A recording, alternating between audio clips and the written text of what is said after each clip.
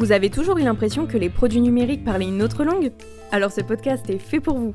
Bienvenue dans MindWeb, le podcast qui décode le web, un terme technique à la fois. Bonne écoute ! Épisode 1. C'est quoi un serveur ? Dis-moi Mathieu, je vous entends souvent parler de serveur, mais c'est quoi au juste ? J'imagine que vous ne parlez pas de ceux qui nous servent à manger au resto. En effet, rien à voir avec le déjeuner. En informatique, un serveur, c'est un ordinateur un peu spécial.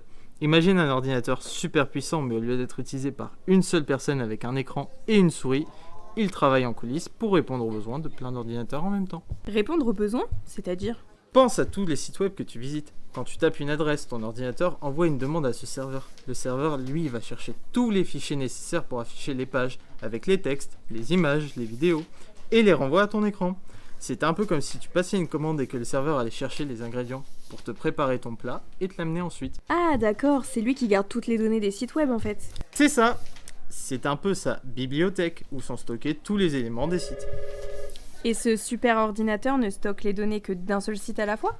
Non, un serveur c'est assez costaud et ça peut héberger plusieurs sites en même temps. Imagine un grand immeuble avec plein d'adresses différentes où chaque site a son propre appartement dans cet immeuble serveur. Ok, je commence à visualiser. Et quand un site rame ou ne s'affiche pas, c'est souvent parce que cet immeuble, comme tu dis, a un problème. Bingo! S'il y a une panne, trop de demandes de visite en même temps ou des maintenances, l'accès au serveur peut être perturbé et les sites hébergés dessus deviennent lents ou inaccessibles. Donc un serveur est vraiment essentiel pour que le web fonctionne. Absolument, c'est l'infrastructure de base et il y a différents types de serveurs, chacun sa spécialité pour servir différents types de données, les pages web, les emails, les fichiers. Mais l'idée principale de stockage et d'envoi d'informations à la demande reste la même. Ok, c'est beaucoup plus clair expliqué comme ça. Merci beaucoup Mathieu. La prochaine fois que j'entendrai le mot serveur, je saurai de quoi vous parlez. Heureux d'avoir pu t'aider. Et si d'autres mots techniques te posent problème, n'hésite pas à nous demander. Ah, maintenant que tu le dis, c'est quoi la TMA ?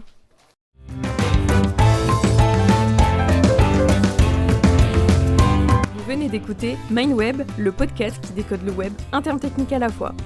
On espère que cet épisode vous a éclairé sur le langage de nos professionnels du numérique. Pour ne rien manquer des prochains décryptages, abonnez-vous. On vous donne rendez-vous mercredi prochain à 9h pour un prochain épisode. Retrouvez Mentalworks et l'ensemble de nos services sur notre site web www.mentalworks.fr et suivez-nous sur nos réseaux sociaux @mentalworks pour suivre nos aventures du numérique. À très bientôt pour un nouveau mot du web enfin compris.